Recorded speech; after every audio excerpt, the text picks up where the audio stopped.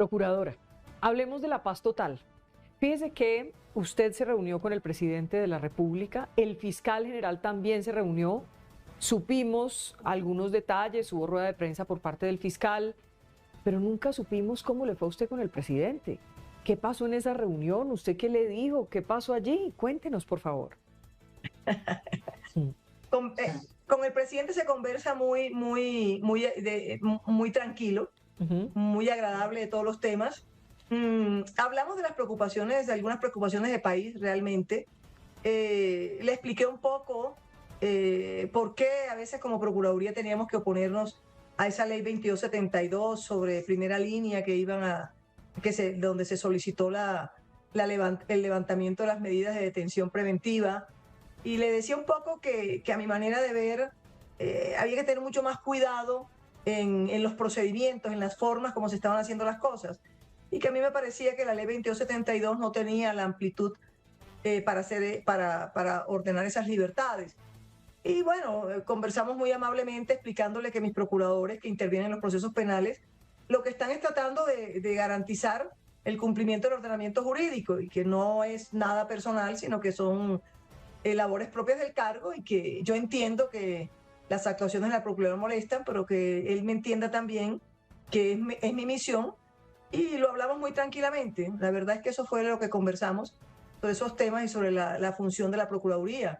Incluso hemos estado conversando las posibilidades de qué mejoras o de qué manera se puede organizar, hacer las reformas a la Procuraduría, que él quiere hacerle alguna reforma, ustedes lo han visto en sus propuestas. Y pues lógicamente hay puntos en contrario que originan que hagamos mesas de trabajo, que conversemos un poco. Ahora la sentencia de la Corte Constitucional también habla de un exhorto al Congreso, donde seguramente nos tendremos que sentar a ir conciliando algunos puntos distintos que tenemos sobre la visión de lo que debe ser la Procuraduría. Sobre eso también hablamos y como yo siempre lo he dicho, yo no estoy cerrada a no sentarnos a conversar. Él tampoco está cerrado a sentarnos a conversar y seguramente ese es el camino que vendrá, a mirar cómo dice la Corte Constitucional que debemos hacer, qué le va a pedir al Congreso y cómo trataremos de todos buscar puntos de encuentro y de conciliación. Dispuestos a conversar. Sí, dispuestos a conversar, doctora. Por ejemplo, lo de John Mechas, el delincuente que intentó asesinar al presidente Iván Duque y a unos ministros y que pues el gobierno está pidiendo que se levante esa orden de captura. ¿Qué dice usted? Sí, este es el punto, ¿no es cierto? Dispuestos a conversar sobre la reforma y sobre lo que haya que conversar, siendo claros en nuestros puntos de vista. En últimas, el Congreso será el que definirá cuál será la vía adecuada y las leyes adecuadas.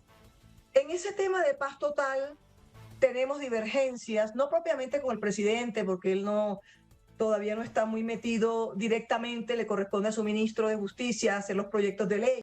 En ese tema de paz total tenemos divergencias, no propiamente con el presidente, porque él todavía no está muy metido directamente, le corresponde a su ministro de Justicia hacer los proyectos de ley. Yo te diría rápidamente a ti y a Vicky que yo he visto 3 normas que están orientando hacia esa paz total que me preocupan y que nos preocupan. ¿Cuáles? Y lo hemos dicho así. La primera es la 2272, que es la que estableció la posibilidad de acuerdos de paz con grupos armados al margen de la ley, pero con orientación política. Y agregó esa ley 2272 la posibilidad de hacer conversaciones sobre sometimiento para las estructuras criminales de alto impacto. Y por allí en alguna normita quedó algo sobre la primera línea que nosotros consideramos que esa norma no debió quedar ahí, quedó como metida y que no hace parte de esa ley 2272. Ahí estamos pensando que no se puede privilegiar tan fácilmente sin una caracterización y una organización clara de qué se entiende por estructuras armadas criminales de alto impacto.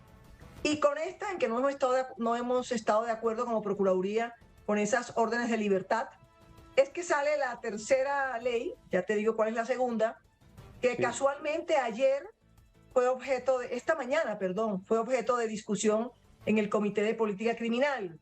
Y es un proyecto de ley que no se ha presentado al Congreso, que es casualmente de sometimiento o de sujeción.